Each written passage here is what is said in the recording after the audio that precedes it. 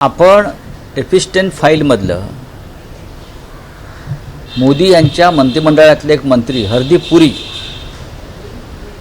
हरदीप पुरी आणि एपिस्टेन आणि त्याच्या लोकांशी झालेला संवाद जो रेकॉर्डवरती आलेला आहे तो पाहिल्यावरती तुमचं खात्री पटेल की मोदी सरकार सेक्स कांडामध्ये अडकलेल्या आणि शिक्षा झालेल्या एपिस्टेन बरोबर किती नाजूक आणि मधुर संबंध ठेवून होतं. कशासाठी?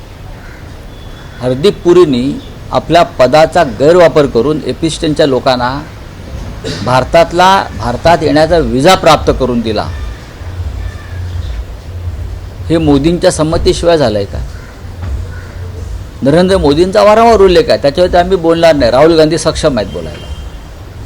पण इतर लोकांची जी नावं येत आहेत मोदींच्या आसपासच्या मंत्रिमंडळातल्या, त्यांच्यावर तरी मोदींनी कारवाई करावी.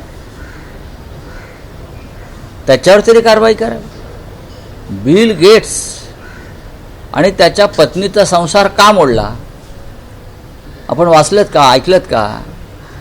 जेव्हा बिल गेट्सच्या पत्नीला कळलं की बिल गेट्सची जेफ्री एपिस्टेन बरोबर संबंध आहे आणि जेफ्री एपिस्टनचा धंदा जो आहे हा लहान मुलींना फूस लावून पळवणं आणि जगभरातल्या राजकीय नेत्यांना त्या मुलींचं शोषण करू देणं, हे जेव्हा मिसेस बिल गेटला कळलं तेव्हा तिने आपल्या नवऱ्याशी घटस्फोट घेतला की अत्यंत निर्घृण आहे.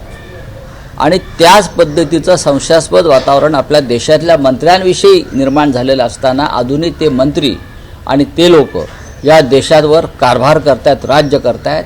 हा फरक समजून घेतला पाहिजे.